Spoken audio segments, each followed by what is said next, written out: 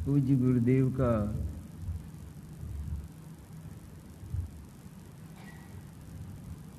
जन्म दिवस है आज। 109 वर्ष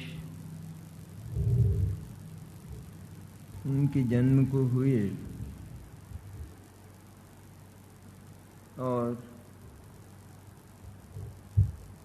वे तो चले गए, लेकिन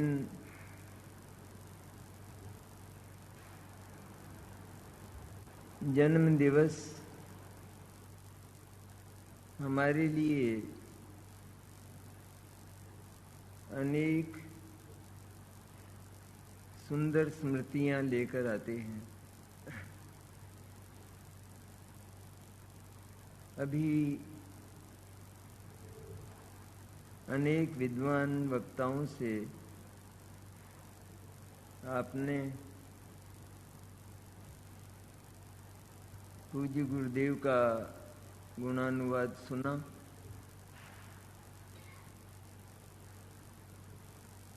सचमुच तो महापुरुषों को तोला नहीं जा सकता, मापा नहीं जा सकता। केवल एक ही तरीका है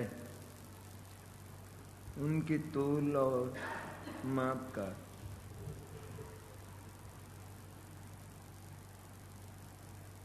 कि उनके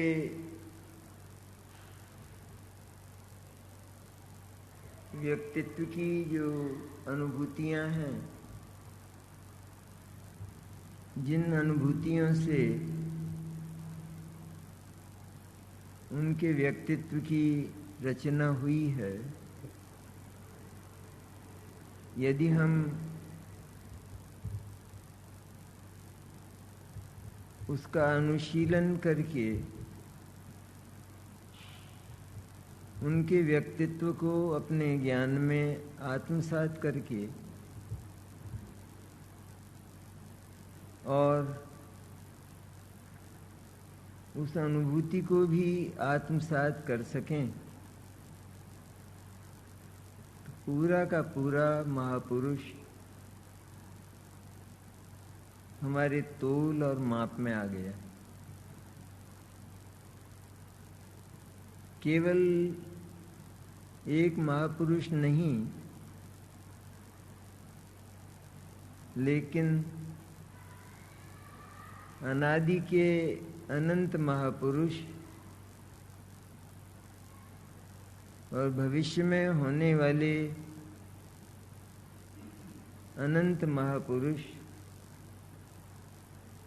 हमारी एक अनुभूति में उतर आए। उस अनुभूति की गरिमा ऐसी हुआ करती है, और शायद हमसे जयंती मनाने का कारण अथवा उद्देश्य पूछा जाए तो हमारा उत्तर भी यही होगा, जैसा आचार्य उमा स्वामी ने कहा, वंदे तद्गुण लब्धे। मैं उनको अपने जीवन में उपलब्ध करने के लिए वंदना करता हूँ। यही वास्तविक वंदना है। सचमुच आज के युग के वायुमंडल में हम गुरुदेव को देखें तो गुरुदेव एक महा प्रतापी पुरुष हुए।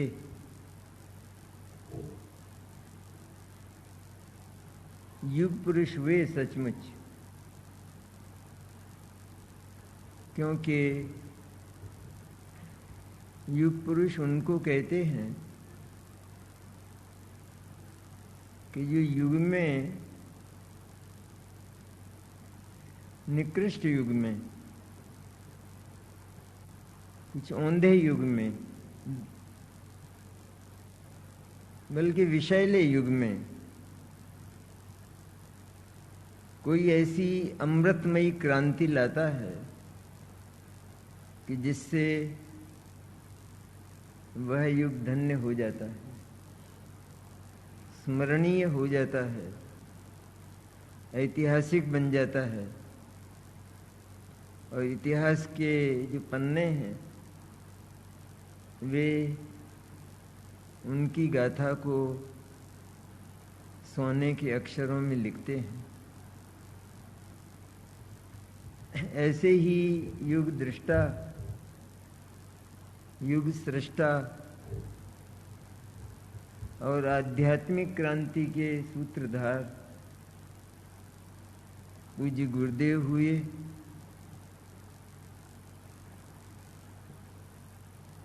हम उन्हें आध्यात्मिक क्रांति के सूत्रधार कहते हैं। अध्यात्म युग दृष्टा और सृष्टा कहते हैं। यह बात हमारा मन साक्षी भी देता है या नहीं? क्या उसके पहले अध्यात्म नहीं था? कि आध्यात्मिक महापुरुष नहीं हुए? हुए तो थे, वो उनका जमाना था, लेकिन जिस जमाने में गुरुदेव का जन्म हुआ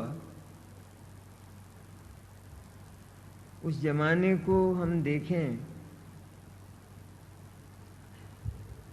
और जैन धर्म के, जैन दर्शन के आलोक में देखें तो सचमुच जैन धर्म का आलोक अंधकारमय था, समाप्त हो चुका था। कहना चाहिए कि काया रह गई थी, प्राण निकल चुके थे। क्योंकि हम तो अपने युग की बात करते हैं। जो बीते महापुरुष हैं उन्होंने भी युग को दिशा तो दी, लेकिन कुछ विशिष्ट महापुरुष होते हैं कि जिनके आत्मदर्शन का और अनुभूति का मार्ग तो वही होता है, एक ही होता है, लेकिन कुछ ऐसी विशेषता उनके व्यक्तित्व में होती है कि अगणित लोग वो सच्चे मार्ग को, सच्चे रास्ते को पा लेते हैं उनके बुलाए बिना, उनके अनुरोध के बिना। स्वतः ही आप ही लोग सत्य की ओर आकर्षित होकर सत्य को स्वीकार कर लेते हैं। यह एक विशिष्ट घटना पूज्य गुरुदेव के जीवन के साथ जुड़ी हुई है।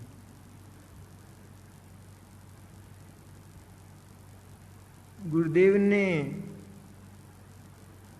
स्वयं तो जो करना था या करना चाहिए वह किया ही। जैन दर्शन का जो सर्वोत्कृष्ट तत्व है, मुक्ति तत्व, मोक्ष मार्ग, और उस मोक्ष मार्ग का जो स्वरूप है, मूल है, वह है शुद्धात्मानुभूति। उसे तो गुरुदेव ने प्राप्त किया ही। लेकिन उस शुद्धात्मानुभूति को ऐसे समय में प्राप्त करना कि जब उसके विधि विधानों का लोप हो चुका था, वो निश्शेष हो गई थी, कोई ये बताने वाला नहीं रह गया था कि जैन धर्म ने जिस शुद्धात्मानुभूति को मोक्ष मार्ग कहा, उसकी विधि क्या है। कहने वाले तो थे बहुत, कहते भी थे, लेकिन सचमुच विधि विधान किसी के पास नहीं था, बल्कि उसके विधि विधानों का स्थान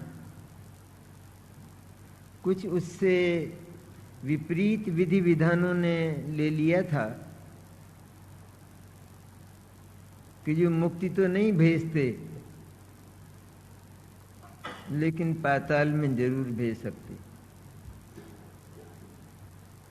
ऐसे समय में पूज्य गुरुदेव का जन्म हुआ। हमें अधिक महिमा गुरुदेव की क्यों आती है? ऐसे युग में ऐसे स्थान पर जन्म हुआ कि जहां ये आशा भी नहीं की जा सकती कि यहाँ पैदा होकर कोई पुरुष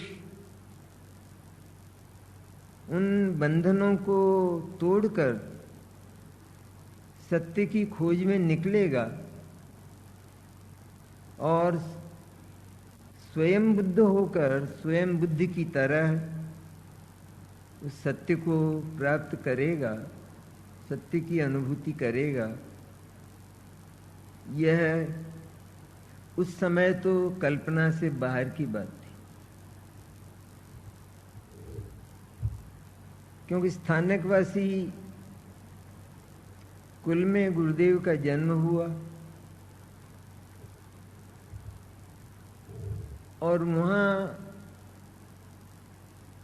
फिर और आगे बढ़ गए गुरुदेव, क्योंकि बाल्य से ही उनको भीतर से कुछ विरक्त परिणाम थे, अनुभूति नहीं थी, ज्ञान भी पक्का नहीं था, सच्चा नहीं था, लेकिन आतुरता बहुत थी। ऐसा लगता था कि मैं जहां पैदा हुआ हूं और उस कुल के योग्य विधि विधान भी मैंने स्वीकार किए हैं, लेकिन कमी बहुत है, कुछ मिले ऐसा लगता नहीं है, कुछ मैं पा सकूं जिसके लिए मैंने ये सब किया है, उसको मैं पा सकूं, इस संभव नहीं लगता। ऐसा भीतर से हृदय बोलता था और इसीलिए उनकी सत्य की खोज समाप्त नहीं हुई। अन्यथा हम देखेंगे कि कुल धर्म का जो मोह है, उसका जो प्रतिबंध है, उसका जो बंधन है, वो ऐसा होता है कि जीव विकट जंगल में से, विकट वंचरों के चंगुल में से,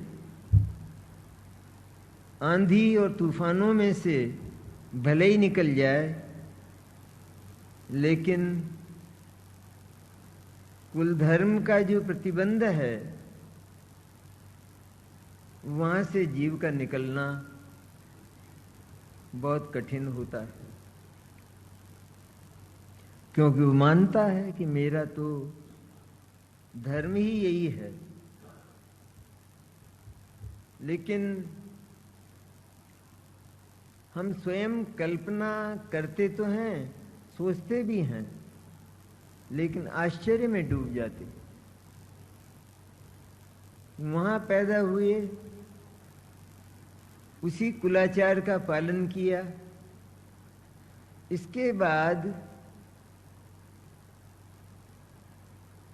जो किसी के जीवन में हो जाता है वह भी हुआ। मैंने दीक्षा भी ले ली, स्थानकवासी संप्रदाय की दीक्षा भी ले ली। अब कैसे आशा करें कि यह व्यक्ति उन चंगुलों में से निकल जाएगा और फिर अपने आप को इतना ऊंचा समझने वाला, इतना ऊंचा अनुभव करने वाला, उस ऊंचाई का विसर्जन करके, ऊंचाई के अहम का विसर्जन करके इतना नीचा हो जाएगा कि वो जगत की कोई परवाह ही नहीं करेगा, अपने प्राणों तक की परवाह नहीं करेगा। ये कल्पना से बाहर की थी कुछ बातें, लेकिन यह सब हुआ।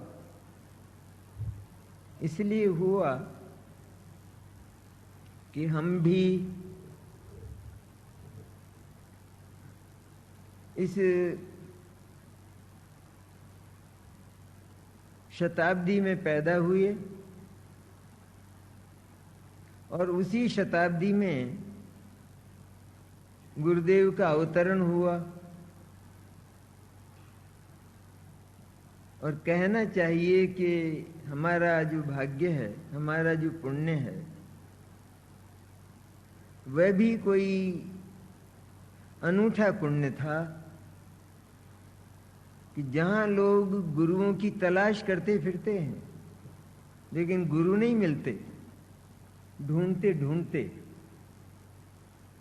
वहां अनायास एक जगह बैठे हुए लाखों लोगों को गुरु मिल गए और गुरु की देशना मिल गई। हम दोनों बातों के लिए तड़पते हैं, गुरु मिलना चाहिए, गुरु मिलना चाहिए, क्योंकि जिनवाणी कहती है गुरु के बिना नहीं होगा।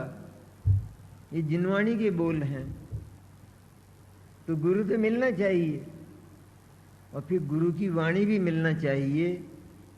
उसके बाद उस वाणी को धारण करने वाला, समझ सकने वाला ज्ञान भी मुझे मिलना चाहिए। इस सारे योग अगर मिलें, समवाय सारे के सारे, तो काम हो सकता है। लेकिन यह काम कितनी सुलभता से हो गया, हमें तो कोई मेहनत नहीं करनी पड़ी। मैंने उस संप्रदाय में किसी को यह कहना कि तुम इधर आ जाओ, ये हमें नहीं कहना पड़ा। और बात तो बहुत गहरी है सचमुच, कि ये बहुत ही अच्छा हुआ कि गुरुदेव स्थानकवासी संप्रदाय में पैदा हुआ। ये हमारे लिए बहुत अच्छा हुआ, उनके लिए बहुत बुरा था। लेकिन उनके लिए बुरा था, उन्होंने तो वो जो महाविकट बाधा थी, उस बाधा को अपने निर्मल ज्ञान की सामर्थ्य से समाप्त कर दिया। लेकिन यदि वे दिगंबर कुल में पैदा हो जाते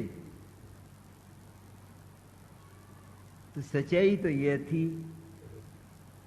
कि वे भी कुल धर्म का पालन करने लगते, क्यों फिर बदलने की कहां गुंजाइश थी, सत्य को शोधने की गुंजाइश भी कहां थी। प्रारंभ से ही जैसा हम मानते हैं वैसे वे भी मानते, दिगंबर धर्म ही सच्चा है, इसके आचार्य और इसके मुनिराज ही सच्चे होते हैं, इसके भगवान ही सच्चे हैं। तो फिर कौन रास्ता बताने वाला मिलता, क्योंकि रास्ता बताने वालों का अभाव हो चुका था। ये वसुंधरा, ये वसुधा खाली हो चुकी थी मार्गदृष्टाओं से, क्योंकि जिसको स्वयं अनुभूति न हो तो वो मार्ग का दर्शन क्या करेगा। तो इतना हुआ कि वहां पैदा होकर, क्योंकि गुरुदेव को का जो ज्ञान है उसने भले ही थोड़ी मचक खाई जहां से भी वे आए, लेकिन अपने साथ लाए बहुत कुछ थे।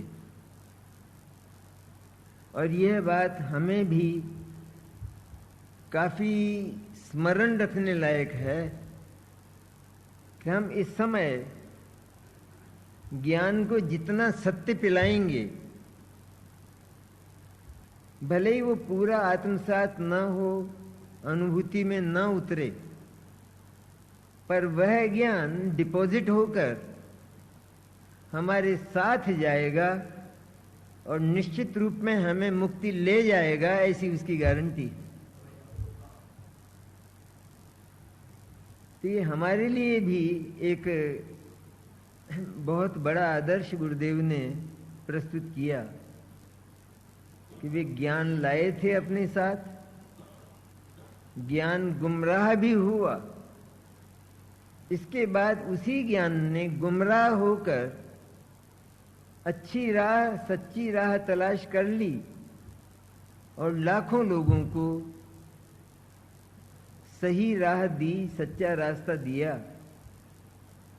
और वह इन परिस्थितियों में हुआ कि जिन परिस्थितियों की हम कल्पना भी नहीं करते और जिन परिस्थितियों की महिमा भी हमको नहीं आती।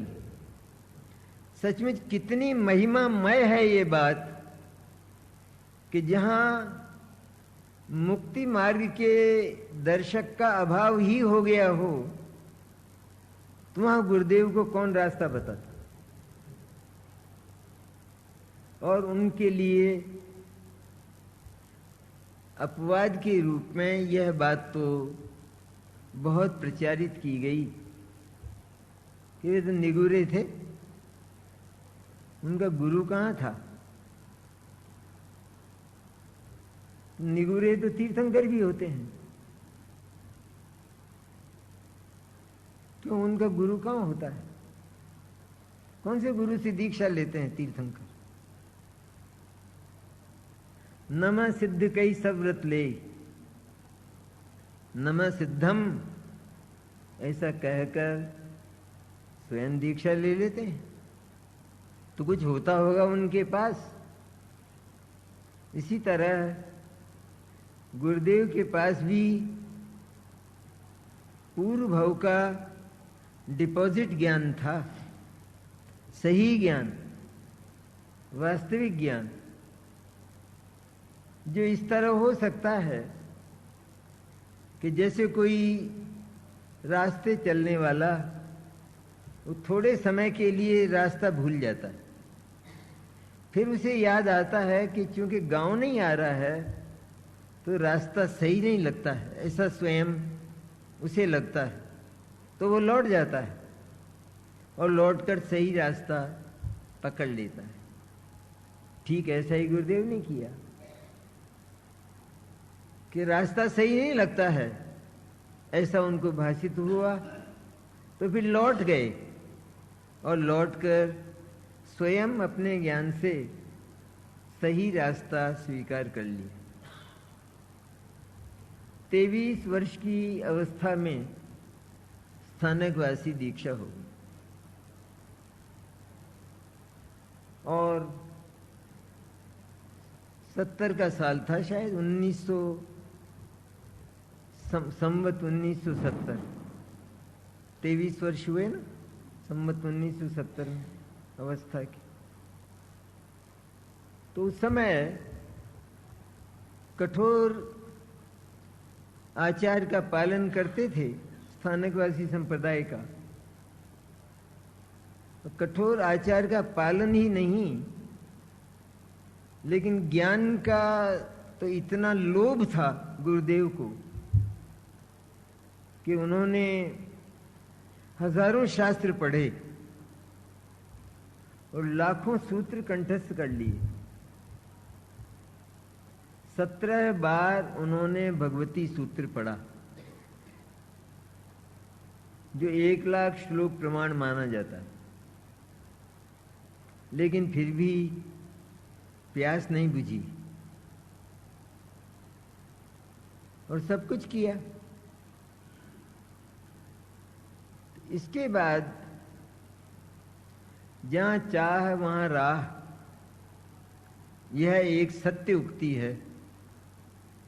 तो जब भीतर से चाह थी कि जब मैं चाहता हूं और विश्व में है तो मिलना चाहिए, क्यों नहीं मिलता है? मैं चाहता हूं भीतर से तो मिलना चाहिए।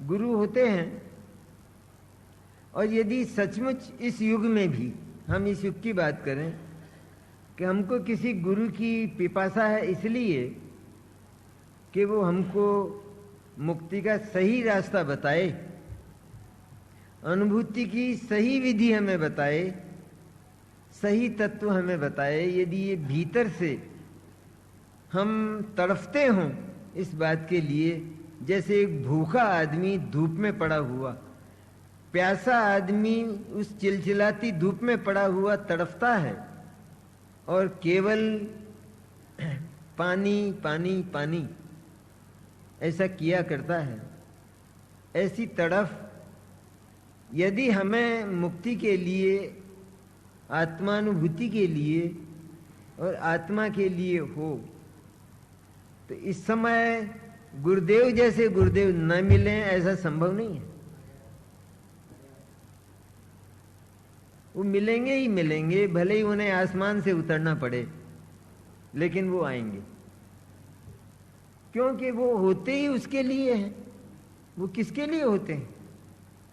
उन्होंने जो मार्ग पाया है उस मार्ग को वे बताते भी हैं, लेकिन जो चाहता है उसे बताते हैं। तो यदि हमारी सच्ची चाह हो, अब हम आज के दिन कसम खाकर देख लें इस बात को कि हमको चाह है क्या। तो हल्ला तो इतना करते हैं तत्व का, शुद्धात्मा का, और ऊंची बातें अध्यात्म की, पर सच्चाई है क्या उसमें?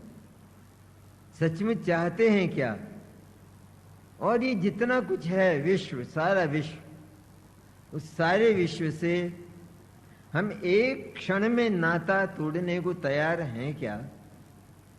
सारे विश्व के वैभव से अथवा अनुकूलताओं और प्रतिकूलताओं से हम यदि संबंध तोड़ने को इस समय तैयार हैं, तो इसी समय मोक्ष है। इससे अधिक क्या चाहते? पर ये प्रमाण है इस बात का कि हम कहते बहुत हैं लेकिन भीतर से चाहते नहीं।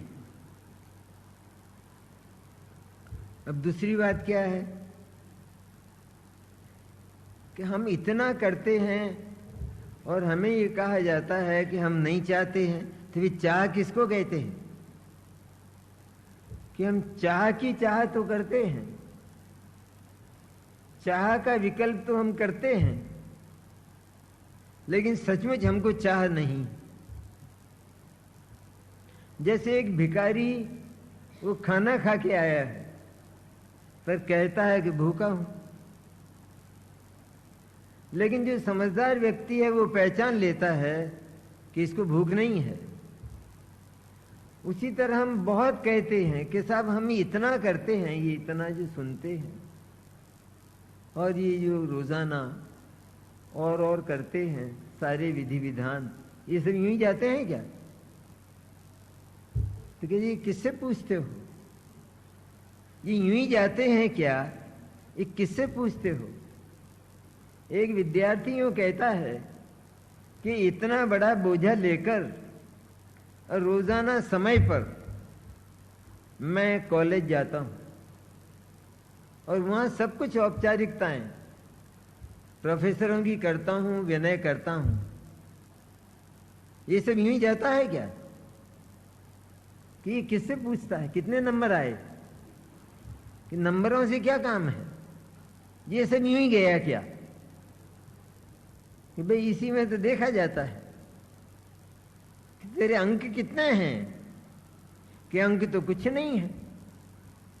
तो फिर वो यूं ही गया, पानी में गया, क्योंकि अंक पाना वो उससे बिल्कुल भिन्न मेहनत की बात थी और वह मेहनत तूने नहीं की। सारी मेहनत अपनी इसमें उड़ेल दी।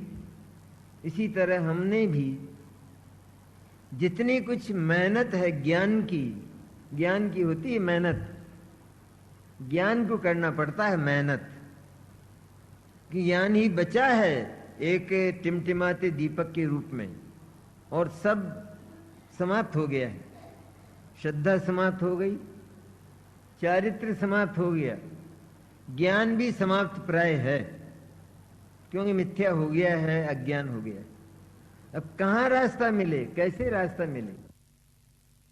हमारे पास है उसी ज्ञान को, यदि उसमें आतुरता है तो रास्ता बताने वाले मिलते हैं और वो रास्ता पा लेता है। गुरुदेव के साथ तो ऐसा भी नहीं हुआ। हाँ, हमारे साथ अवश्य हुआ कि हम रास्ते की तलाश में रहे हों और हमें गुरुदेव बहुत सस्ते मिल गए। इतने सस्ते की तलाश भी नहीं करना पड़ा। आत्मधर्म का कोई अंक मिल गया अथवा किसी से सुन लिया, सोनगढ़ है और वहां एक कांजी स्वामी हैं, वो कुछ ऐसी बात, अजब सी बात कहते हैं कि जो कभी हमने सुनी नहीं। बस इतना अजब सा कहते हैं कुछ कि आत्मा अभी शुद्ध है, उसे शुद्ध करना नहीं पड़ता। ऐसी बातें करते हैं। हमने तो ये बातें कभी सुनी नहीं। और जिनवाणी तो हमने भी बहुत पढ़ी है, बल्कि कांजी स्वामी ने तो कोई परीक्षा ही नहीं दी, और हमने तो परीक्षाएं भी बहुत दी हैं सारी जिनवाणी की। तो हमने ये बात नहीं पढ़ी, लेकिन तो वो कौन सी पढ़ाई है उनके पास वो हम नहीं बता सकते, लेकिन वो बातें ऐसी करते हैं। और इस पत्र में भी ऐसी बातें आती हैं। ऐसा सुनकर एक कौतूहलवश हम लोग वहां पहुंच गए। कुछ गुजरात के लोग थे कि जो उनको गुरु मानकर उनके पीछे पीछे चल दिए, क्योंकि उनको ये विश्वास था, ज्ञान तो नहीं था उन लोगों को। यद्यपि गुरुदेव उस संप्रदाय में भी शुद्धात्मा की चर्चा करते थे, खुले रूप में करते थे, बहुत विलक्षण बातें कहते थे, क्योंकि संमत 78 में समयसार उनके हाथ आ गया था। तब उनको कहना चाहिए कि जैसे वो प्यासा व्यक्ति और उसको कोई जलाशय मिल जाता है, इस तरह समयसार मिलते ही गुरुदेव को जैसे तसल्ली हुई और एकदम भीतर से उल्लास आया कि मैं जो चाहता था वर्षों से वह चीज आज मुझे मिल गई है। अब मैं अवश्य मार्ग तलाश कर लूं। समयसार मिलते ही सचमुच उनकी काया पलट हुई और उनका ज्ञान भी इतना समर्थ हो गया, इतना पलट गया कि वो समयसार में प्रविष्ट हो गया। वरना समयसार को बहुत मेहनत करके भी, किन्हीं से पढ़कर भी उसको समझ पाना, उसके मर्म को समझ पाना बहुत टेढ़ी खीर है, बहुत कठिन काम है। तो समयसार के पढ़ने वाले, समयसार के वक्ता गुरुदेव के समय में भले ही रहे हों, लेकिन समय सार के मर्मज्ञों का अभाव हो गया था। मैं तो निसंकोच इतना भी कह देता हूं कि सचमुच श्रुतक ज्ञान हम सभी के पास है। सारे जगत के प्राणियों के पास होता है वो तो अलग बात, लेकिन जो श्रुतक ज्ञान काम का होता है, काम कर सकता है, समर्थ होता है, ऐसा जो श्रुतक ज्ञान है सैनी पंचेंद्री वाला, वो हमारे पास है। तो ऐसा श्रुतक ज्ञान होने पर भी सचमुच अगर उस युग के वायुमंडल में देखा जाए तो वो श्रुतक ज्ञान हमारे पास नहीं था, बल्कि उसका अभाव था। श्रुतक ज्ञान का भी अभाव था तो सचमुच जिनवाणी का भी अभाव था, क्योंकि जिनवाणी है ये किसके लिए है? किसने जाना कि जिनवाणी है? कि जिसने अपने उस श्रुतक ज्ञान से जिनवाणी के मर्म को जाना हो उसके लिए जिनवाणी है। अन्य के लिए तो जिनवाणी होते हुए भी, खुली रहने पर भी, जिनवाणी पढ़ी जाने पर भी श्रुतक ज्ञान का भी अभाव है और उस जिनवाणी को समझने वाला जो आत्मा है उसका भी अभाव है और जिनवाणी का भी अभाव। इसलिए सच पूछा जाए, सच्चाई से कहा जाए, निष्पक्ष भाव से, क्योंकि इसको लोग कह सकते हैं कि ये तो बहुत तीव्र राग है, तीव्र राग के वशीभूत होकर लोग ऐसा कहा करते हैं, लेकिन राग तो सिखाया नहीं है उन पुरुष ने। इसलिए सचमुच देखा जाए तो श्रुतक ज्ञान भी जितना गुरुदेव के पास था उतना ही जिंदा था, और जिनवाणी भी उतनी खुली थी जितनी गुरुदेव ने खोली। शेष जिनवाणी का भी अभाव था, क्योंकि जिनवाणी को समझने वाला जो श्रुतक ज्ञान है वो जिसके पास है उसी के लिए जिनवाणी है। इसलिए जिनवाणी का विमोचन ही गुरुदेव ने किया। मैं तो भीतर से ऐसा मानता हूं, खोला ही गुरुदेव ने, जिनवाणी के पृष्ठ ही गुरुदेव ने खोले। क्यों? दूसरे लोग तो पढ़ते थे और परीक्षाएं देते थे या सुनाते थे किसी को, पर कैसा सुनाते थे कि जैसा उसमें लिखा था वैसा सुना देते थे, अथवा जैसा स्वयं ने समझा अपनी जो पूर्व धारणाओं से, पूर्वाग्रहों से, वैसा लोगों को सुना देते थे, पढ़ा देते थे। सच्चाई तो यह थी कि जो वास्तविक श्रुतक ज्ञान है, जिसे भाव शुद्ध कहते हैं, कि जो उस शुद्ध को, परमागम को, दिव्य ध्वनि को समझने की सामर्थ्य रखता है, वह श्रुतक ज्ञान अभाव को प्राप्त हो चुका था। और उसकी पहली प्राप्ति इस युग में गुरुदेव को हुई। उसके साथ में हमारा भी ज्ञान खिला और हमने भी जितना पाया है, समझना चाहिए कि जीवन की सबसे बड़ी उपलब्धि अगर है तो हमारा वो श्रुतक ज्ञान, और उस श्रुतक ज्ञान को जो दिशा मिली है, उस श्रुतक ज्ञान ने देशना पाकर, उपदेश, सच्चा उपदेश पाकर जिस मार्ग को स्वीकार किया है, वह श्रुतक ज्ञान जीवन की सबसे बड़ी उपलब्धि है। उसकी रक्षा करना, उसकी रक्षा ही नहीं करना, उसकी पूजा करना, उसकी उपासना करना, वह श्रुतक ज्ञान है पूज्य। तो शुद्ध पूज्य है ना, ये जिनवाणी पूज्य है कि नहीं? तो ये जिनवाणी क्या है? आखिर जिनको श्रुतक ज्ञान की पराकाष्ठा थी उन्हीं की तो जिनवाणी है। दिव्य ध्वनि में जो आया उतना तो किसी के पास है नहीं। गंधर्वों का श्रुतक ज्ञान पराकाष्ठा को प्राप्त होता है और उन्होंने इस श्रुत की रचना जिनवाणी की रचना की, तो वह वास्तव में श्रुत ज्ञान और परमागम कहलाता है।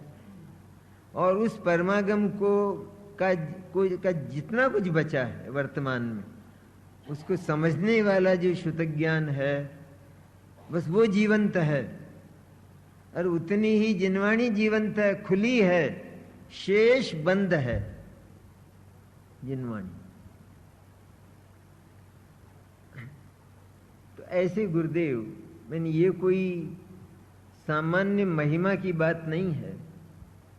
ऐसा पुरुष कि जिसने अपने पूर्वाग्रहों को, मताग्रह का पिशाच वो इस तरह पकड़ता है कि उससे भवांतर में भी जीव मुक्त नहीं होता और अधोगति को निरंतर चला जाता है। ऐसे पिशाच से अपने को छुड़ाकर, अपने को मुक्त करके, और वह ताकत सिर्फ ज्ञान की होती है। तो उससे छूटकर जिन्होंने दिगंबर दर्शन में दीक्षा ली में दिगंबर धर्म स्वीकार किया, और उसमें भी उसका जो मर्म है द्वादशांग का, उस द्वादशांग का मर्म, जो उसका प्राण, जो आत्मा है, शुद्धात्म तत्व, उस शुद्धात्म तत्व को उस जिनवाणी में खोजा। क्योंकि जिनवाणी को पाकर भी ये खोज लेना कि आत्मा शुद्ध ही है, अशुद्ध तो केवल कहा जाता है, अशुद्ध नहीं है सचमुच, लेकिन वो तो शुद्ध ही है। ये बात निश्चयात्मक रूप में उस जिनवाणी में ढूंढ लेना, जैसे कोई बहुत बड़ा ढेर हो धूल का, मिट्टी का, और उसमें हमारा कोई छोटा सा हीरा गिर जाए और बहुत बड़ा ढेर हो मिट्टी का, उसमें उस हीरे को ढूंढ लेना वह एक कुशलता है। उसी तरह इस जिनवाणी के विस्तार में इस बात को तलाश कर लेना कि सारी जिनवाणी को मैंने देखा और पढ़ा तो केवल एक बात पाई कि आत्मा वास्तव में एक परम शुद्ध तत्व है, उसे शुद्ध करना नहीं पड़ता और वह अशुद्ध था नहीं। तो फिर ये जो उसकी अशुद्धता की चर्चाएं हैं वो क्या है कि अशुद्ध तो वो कहा जाता है, अशुद्ध है नहीं। अशुद्ध तो किसी कारण से, अशुद्ध के नजदीक रहने से अथवा अशुद्धता की कल्पनाओं से वो अशुद्ध कहा जाता है, लेकिन अशुद्धता की कल्पनाओं से वह अशुद्ध नहीं होता। ये मर्म यदि इस युग में किसी ने दिया है तो उनका नाम कांची स्वामी है, क्यों किसी के मुंह से ये बात निकलती नहीं थी। स्वयं यहां जितने अब हम लोग बैठे हैं वो भी उसी वायुमंडल में थे। कोई किसी को ये कहने में मानो कंठ रुंध जाता था, वाणी निकलती नहीं थी कि आत्मा शुद्ध है। वर्तमान में ऐसा कोई बोलते किसी को झिझक होती थी, और यदि कोई कहता भी था तो उसके साथ नए लगा देता था और नए लगाकर उस बात को खत्म कर देता था। जहां नए लगा आत्मा की सत्ता के साथ, तो उसकी शुद्धता तो नयाधीन हो गई। वो शुद्ध कहां रहा? स्वयं। कि चूंकि मैं चंद्रमा को एक देखता हूं इस आसमान में, मेरी दृष्टि में इस आसमान में एक चंद्रमा है, मेरी दृष्टि में। कोई कोई दो भी कहते हैं, तो कहते हैं मेरी दृष्टि में चंद्रमा एक है, तो चंद्रमा स्वयं एक कहां रहा? वो तो मेरी दृष्टि में रहा, मेरी दृष्टि के अधीन हुआ। इस तरह आत्मा को यदि हमने नए में फंसा दिया तो आत्मा नहीं मिलेगा। इस सारी बात कर्ता कर्म अधिकार में आई है। कितनी बातें कही जाएं गुरुदेव के संबंध में, सच्चाई तो यह है कि जितना कुछ जैन दर्शन और उसके सिद्धांत हैं, यदि उन सिद्धांतों की सच्चाई, उनका रहस्य और उनके मर्म खुले हैं, तो केवल गुरुदेव की अनुभूति और उनकी वाणी से खुले। सारे सिद्धांत बदल चुके थे, सारे सिद्धांत अपसेट हो चुके थे। कोई भी किसी भी जैन दर्शन के सिद्धांत का सही विवेचन नहीं होता था। वह विवेचन कहीं जाकर रुक गया था। पराकाष्ठा तक कोई भी विवेचन पहुंचता ही नहीं था किसी सिद्धांत का, और गुरुदेव ने हर सिद्धांत के विवेचन को पराकाष्ठा तक पहुंचाया, सिद्धांतों का हृदय खोला, उनका मर्म खोला। एक भी सिद्धांत अगर उल्टा होता है, औंधा होता है, तो सारे सिद्धांत औंधे होते। सब कुछ औंधा होता है। आत्मा की के स्वरूप की समझ में अगर थोड़ी भी कमी है, थोड़ी भी, तो मुक्ति उतनी ही दूर है कि जितना आलोकाकाश। चाहे कोई नजदीक बैठा हो तो भी मुक्ति उतनी दूर है, और कोई दूर हो तो भी मुक्ति उतनी दूर है। इसी तरह किसी भी सिद्धांत की समझ में यदि हमारे शुद्ध ज्ञान में किसी भी तरह की कोई भूल है, तो हम आत्मा को नहीं पा सकते। आत्मानुभूति अनंत प्रयत्न करने पर भी नहीं हो सकती। ये बात अच्छी तरह समझ लेना चाहिए, क्योंकि जैन दर्शन के जितने सिद्धांत हैं वे केवल विचार करने के लिए नहीं, वे केवल सुनने के लिए नहीं, सुनाने के लिए नहीं, किंतु आत्मसात करने के लिए अथवा आत्मानुभूति करने के लिए हैं सारे ही सिद्धांत। इसलिए किसी भी सिद्धांत की भूल वो सारे ही सिद्धांतों की भूल है। अब हम देख लें कि जितना कुछ भगवान महावीर के नाम पर हम सिद्धांतों की चर्चा करते थे, चाहे वो अहिंसा हो, वो अपरिग्रह हो, वो अनेकांत हो, और ये कर्ता कर्म वगैरह की बात, ये तो बहुत दूर थी, बहुत दूर थी। बल्कि हम लोग निंदा तो करते थे कर्ता कर्म की, लेकिन कर्ता कर्म का अज्ञान वास्तव में क्या चीज है ये समझ के बाहर थी बात। इतना तो दुनिया में कुछ बुद्धिवादी लोग ऐसे थे जो इतना तो समझते थे कि जो जैन दर्शन है उसमें कोई एक परमात्मा नहीं है, सृष्टि का कर्ता अथवा कुछ भी करने वाला, क्योंकि वो वीतरागी होता है।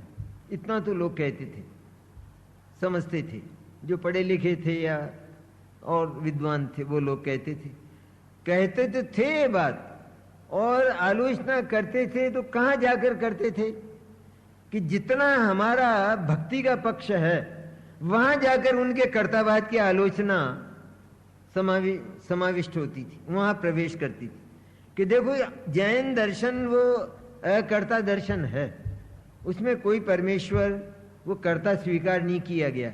यहां लिखा है द्रौपदी को चीर बढ़ायो और सीता प्रति कमल रचायो और अंजन से किए अकामी और दुख मेटो अंतर्यामी, यहां ये लिखा है। कितनी औंधी बातें ये जैनी लोग करते मंदिरों में आकर, और कितना झूठ बोलते हैं। सारी भक्ति में झूठ भरी है, सारी पूजाओं में झूठ भरा है।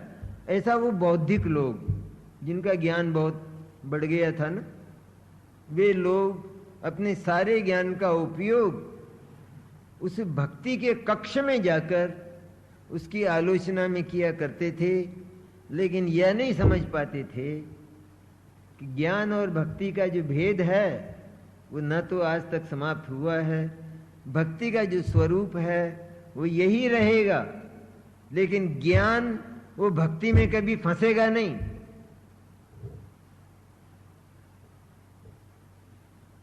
भक्ति के सन्मुख भी होगा, भक्ति के स्वरूप को भी जानेगा, लेकिन भक्ति में ज्ञान कभी उलझ जाए और उलझ कर वहां टिक जाए, ऐसा कभी होगा नहीं। तो भक्ति के स्वरूप को नहीं समझने वाले लोग और ज्ञान के स्वरूप को नहीं समझने वाले लोग, उनकी आलोचनाएं तो बड़ी आसमानी होती थी। लेकिन कर्तावाद क्या है सचमुच? और ये जैन दर्शन में जो अकर्ता की चर्चा है, इस अकर्ता की पराकाष्ठा कहाँ है? इसका तो कोई स्वप्न भी नहीं था, सपना भी नहीं था। केवल पराकाष्ठा ये कि भगवान नहीं है यहां कोई एक, और वो कुछ करता धरता नहीं, हो गया बस। ये अकर्ता जैन दर्शन हो गया। कर्ता कर्म अधिकार पढ़ा हो भले ही, हम लोगों ने भी पढ़ा हो, लेकिन कर्ता कर्म अधिकार के रहस्य क्या है, मर्म क्या है, ये यदि गुरुदेव नहीं होते तो खुलते नहीं, हमारे सामने नहीं आते। इसलिए संपूर्ण ही जैन दर्शन का जो वास्तविक मर्म है, जिसको सर्वोत्कृष्ट जो ग्रंथराज है समयसार, उसने जो कहा और उसमें गुरुदेव ने तलाश किया कि हमारा जो मूल ध्येय है, आराध्य है वास्तव में, वो कौन है। सारी दुनिया परमात्मा को आराध्य मानती है कि जो परमात्मा को कहा जाता है, लेकिन मेरा जो आराध्य देव है अथवा मेरा जो ध्येय है, सचमुच ध्यान का जो विषय है, चिंतन के लायक जो है, वह केवल एक इस मानसल देह के भीतर बैठा हुआ शुद्ध चैतन्य है। वही मैं हूं, वही मेरा शरण्य है।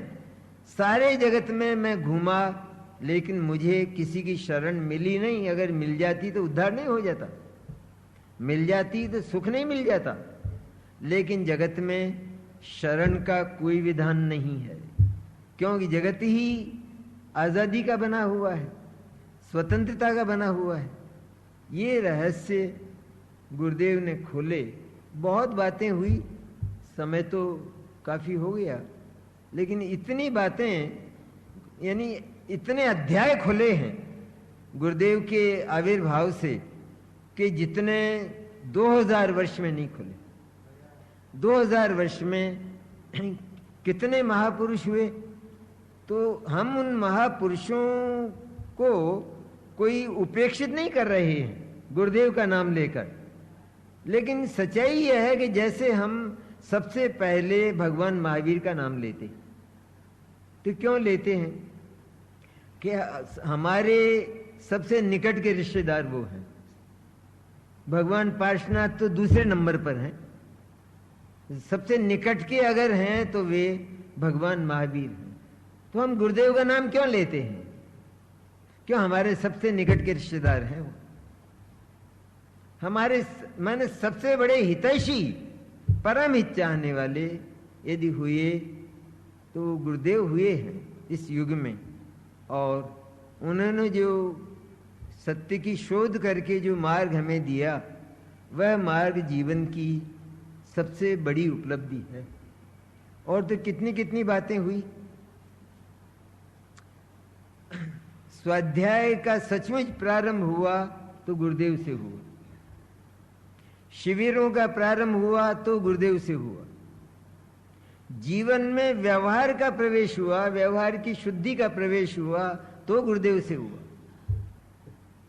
और उस समय हुआ जिस समय यह कहा जाता था कि कांजी स्वामी व्यवहार का निषेध करते हैं,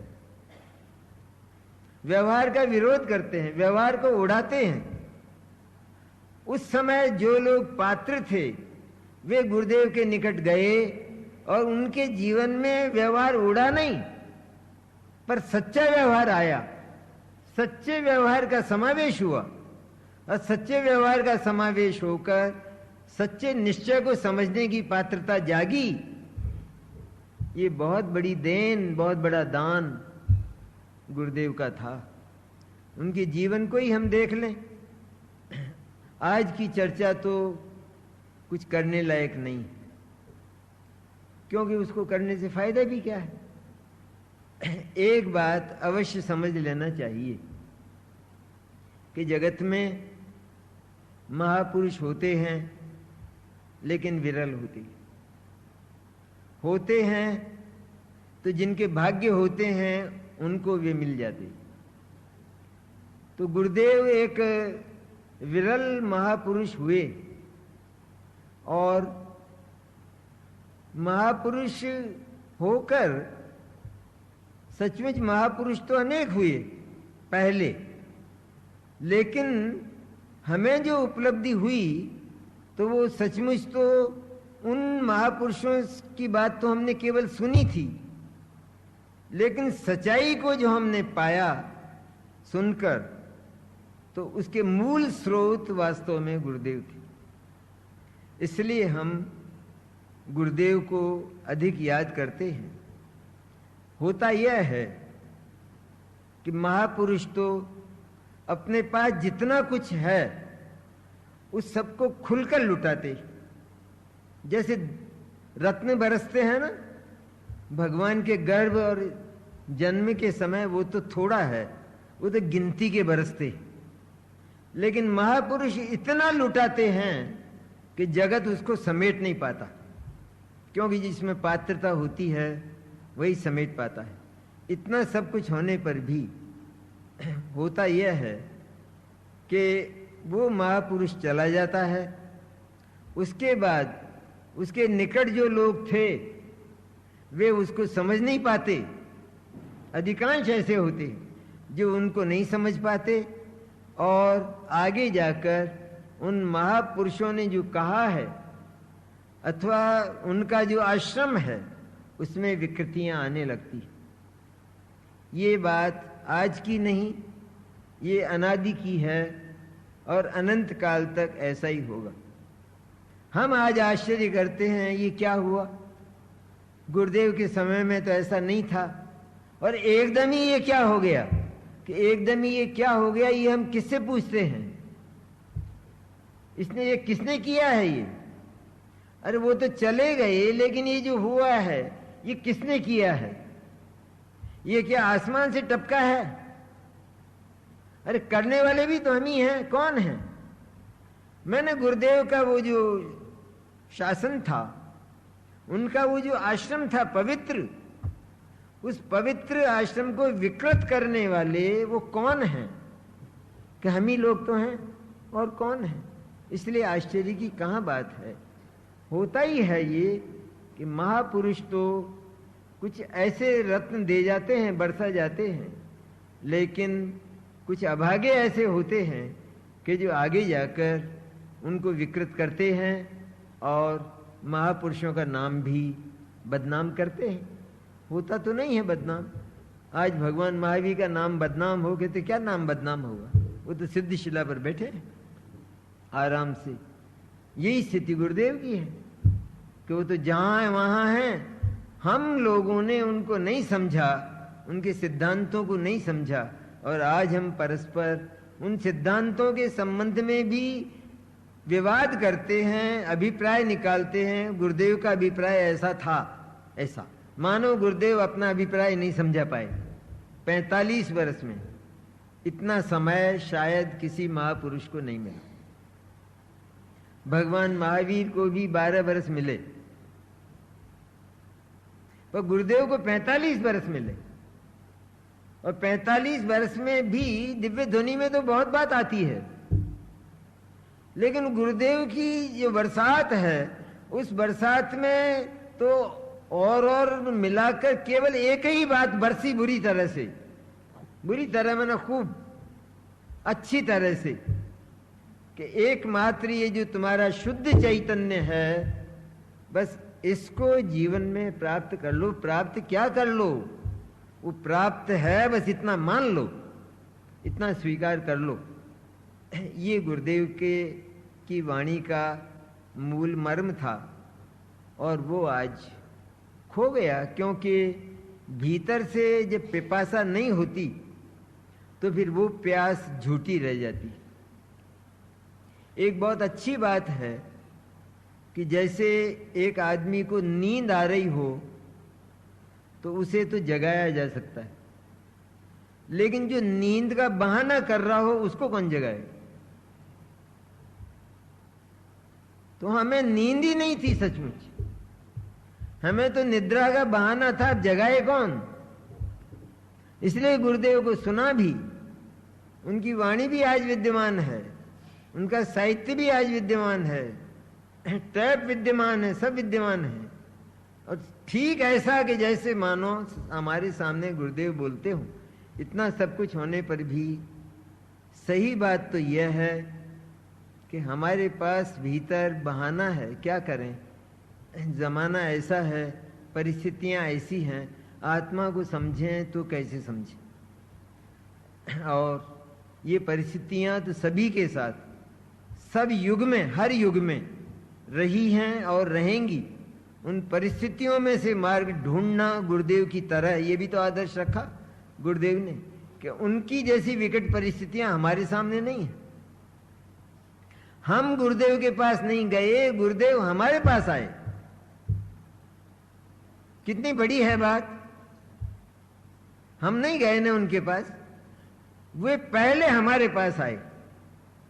हमारे पास आए सत्य को लेकर, और इस समाज ने उस सत्य को इस तरह ठुकराया, इस तरह कुचला, इस तरह रौंधा कि उसका विरोध शुरू कर दिया। क्योंकि यही होता है, जगत में असत्य का बहुमत होता है, इसलिए वो उसका काम ही ये होता है कि वो सत्य को कुचले और उसका विरोध करे। और दिगंबर समाज ने यही किया। कुछ लोग भाग्यशाली थे कि जिन्होंने उस सत्य को समझा। आज भी हम जैसे लोग प्रयत्नशील हैं, और हमारा ये प्रयत्न आज के इस पवित्र दिन पर अथवा इसके उपलक्ष्य में बिल्कुल साकार हो, और हम उस चैतन्य को आत्मसात करें। ये आज के दिन का मूल मर्म है। और काफी कुछ कहा है मैंने आपको। सचमुच तो महापुरुषों का माप करना वो असंभव होता है। वो तो केवल अनुभूति की तुला पर ही तोले जा सकते हैं। इसलिए हमारा प्रयत्न यह हो कि जो अनुभूति गुरुदेव ने प्राप्त की अपने जीवन में, वही अनुभूति हम भी प्राप्त करें।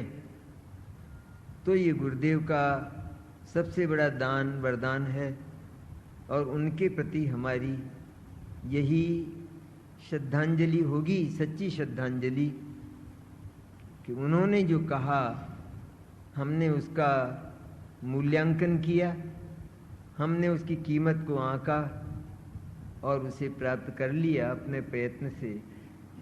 इतना कहकर मैं उन महापुरुष के प्रति अपनी श्रद्धा के अनंत सुमन समर्पित करता हूँ।